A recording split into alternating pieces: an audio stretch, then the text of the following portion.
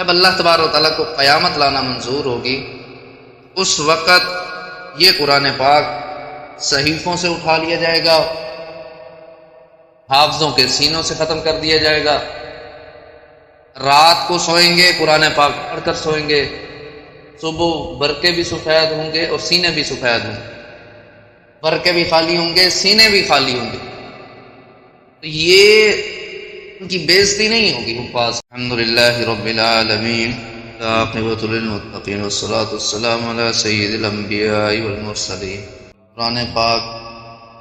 جو ہمارے ہاتھوں میں موجود ہے یہ اللہ تبارک و تعالیٰ کی آخری کتاب ہے جو ہمارے نبی جناب نبی کریم صلی اللہ علیہ وآلہ وسلم پر نازل ہوئی، اور یہ صرف کتاب ہی نہیں بلکہ کتاب ہونے کے ساتھ ساتھ یہ کلام بھی۔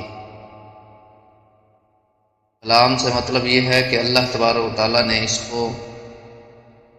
تلاوت کیا ہے، جن الفاظ کو بولا گیا، جن الفاظ کو کلام کیا گیا، جن الفاظ کی اللہ تبارک و تعالیٰ نے تلاوت کی، وہ الفاظ آج ہمارے سامنے قرآن پاک کی شکل میں موجود۔ پہلے جتنی بھی آسمانی کتابیں آئیں وہ تبدیل ہو گئیں، وہ چینج ہو گئیں، یہ کتاب آج تک بھی برقرار ہے اور قیامت کی صبح تک برقرار رہے گی، اس میں کسی قسم کی تبدیلی نہیں آئے گی، کسی قسم کی چینجنگ نہیں ہے، کیونکہ یہ کلام اللہ ہے، اللہ کا کلام ہے، اور اللہ کے کلام کو کسی میں اتنی ہمت ہی نہیں ہے کہ وہ اس کو چینج کر سکے، کسی میں اتنی ہمت ہی نہیں ہے کہ وہ اس کو تبدیل کر سکے۔ تورات اپنی جگہ، زبور اپنی جگہ، انجیل اپنی جگہ، مگر اس قرآن پاک کی جو حفاظت ہوئی ہے وہ آج تک کسی بھی امت نے کسی بھی کتاب کی نہیں کی۔ تمام صحیفے برحق، تمام کتابیں برحق، ہمارا ان صحیفوں پر بھی ایمان ہے، ہمارا ان کتابوں پر بھی ایمان ہے، لیکن اس قرآن پاک کی حفاظت کیونکہ اللہ تبارک و تعالیٰ نے اپنے ذمہ لی تھی، اور اللہ تبارک و تعالیٰ نے اس قرآن پاک کی حفاظت اس انداز میں کروائی کہ کوئی تو اس قرآن پاک کا حافظ بن گیا، الفاظ کی حفاظت اس طرح ہو گئی، اور اسی طرح پھر کوئی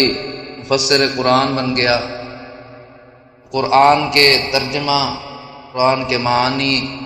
قرآن کے مطالب کی حفاظت اس طرح ہوئی۔ اسی طرح اللہ تبارک و تعالیٰ نے اس قرآن پاک کی حفاظت اس انداز میں بھی فرمائی کہ پہلے اس قرآن پاک پر زبر زیر پیش نقطے وغیرہ نہیں تھے، سادہ انداز میں تھا، عربی حضرات تھے، پڑھنا جانتے تھے، ان کو پتہ تھا کہ کون سا لفظ کیا ہے۔ تو حجاج بن یوسف تاریخ کا ظالم ترین بادشاہ ہے، مسلمان تھا، کافی سارے مسلمانوں کا اس نے قتل عام کیا، شہید کیا ان کو۔ اس کے زمانے میں قرآن پاک پر اعراب لگے تھے۔ اچھا، اس کے پاس جو ہے نا یہودی اپنے بادشاہ کے تحفے تحائف لے کر آئے، کہنے لگے کہ ہمارے بادشاہ نے آپ کو یہ تحفے بھیجے ہیں،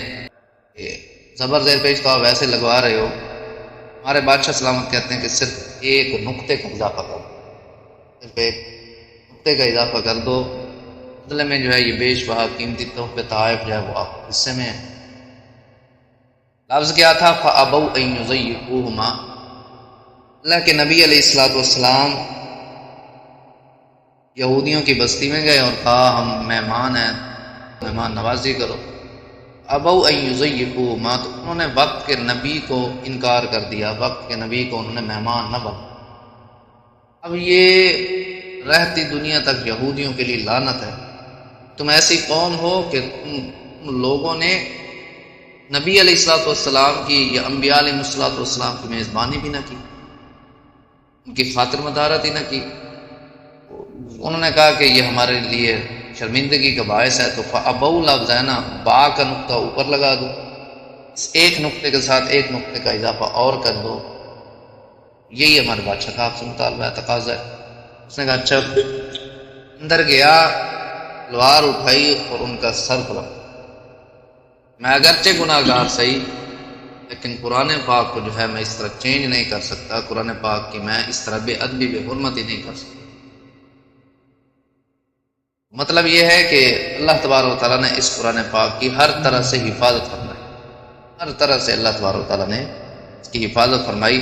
اور اس کی حفاظت کے لیے اس آخری امت کا انتخاب کیا۔ یہ امت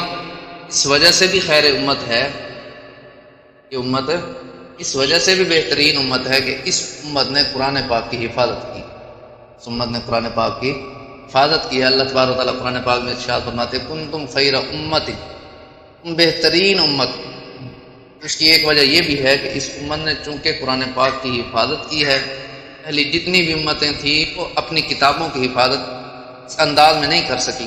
سکی تھیں جس طرح کہ اس امت نے اپنی کتاب کی حفاظت کی ہے، تو اللہ تبارک و تعالیٰ نے اسی وجہ سے اس امت کو فرما دیا کنتم خیر امت، تو تم بہترین امت۔ یہی وجہ ہے کہ قیامت کے دن یہ امت پہلی امتوں کی بنسبت ان کا حساب و کتاب بھی پہلے ہوگا، اور اسی طرح پہلی امتوں کے بنسبت یہ امت جنت میں بھی سب سے پہلے داخل۔ اس کی وجہ یہی ہوگی کہ چونکہ انہوں نے اللہ کے کلام کی، اللہ کی کتاب کی حفاظت کی تھی، اللہ تبارک و تعالیٰ نے ان کو یہ شرف اور فضیلت بخشی۔ جنت میں جو داخلہ ہوگا نا، سب سے پہلے حضرت جناب نبی کریم صلی اللہ علیہ وآلہ وسلم کا ہوگا، پھر اس کے بعد جناب سیدنا ابوبکر صدیق رضی اللہ تعالیٰ عنہ کا ہوگا، پھر اس کے بعد حضرت عمر فاروق رضی اللہ تعالیٰ عنہ کا، پھر حضرت عثمان غنی رضی اللہ تعالیٰ عنہ کا قدم مبارک، پھر اس کے بعد حضرت علی رضی اللہ تعالیٰ عنہ کا قدم مبارک لگے گا، پھر اس کے بعد بقیہ امت داخل ہوگی، پھر اس کے بعد دوسرے نبیوں کی امت جنت میں داخل ہوگی۔ یہ قرآن پاک رہتی دنیا تک برقرار رہے گا، اس میں کسی قسم کی تبدیلی نہیں ہوگی۔ جب اللہ تبارک و تعالیٰ کو قیامت لانا منظور ہوگی، اس وقت یہ قرآن پاک صحیفوں سے اٹھا لیا جائے گا، حافظوں کے سینوں سے ختم کر دیا جائے گا۔ رات کو سوئیں گے قرآن پاک پڑھ کر سوئیں گے، صبح برقے بھی سفید ہوں گے اور سینے بھی سفید ہوں گے، برقے بھی خالی ہوں گے، سینے بھی خالی ہوں گے۔ تو یہ ان کی بےزتی نہیں ہوگی، حفاظ کی بات سمجھنی، ان کی بےزتی کے لیے نہیں ہوگا۔ اللہ تبارک و تعالیٰ نے ان کی بےزتی کر دیا، یا ان سے قرآن پاک کی کوئی ایسی بے حرمتی ہوگی کہ جس کی وجہ سے اللہ تبارک و تعالیٰ نے ان کے سینوں سے قرآن پاک کو ہی ختم کر دیا، بلکہ اللہ تبارک و تعالیٰ چونکہ کائنات کے نظام کو سمیٹنے والے ہوں گے، اللہ تبارک و تعالیٰ کائنات کے نظام کو سمیٹنے والے ہوں گے، اس وجہ سے اللہ تبارک و تعالیٰ قرآن پاک کو اٹھا لے۔ قیامت آئے گی تو اللہ تبارک و تعالیٰ کا نام لینے والا ایک بھی اس کائنات میں باقی نہیں رہے گا۔ جب اللہ تبارک و تعالیٰ کا نام لینے والا ایک بھی اس کائنات میں باقی نہیں رہے گا، اس وقت اللہ تبارک و تعالیٰ قیامت کا فیصلہ فرمائیں گے اور قیامت جو ہے وہ قائم ہے۔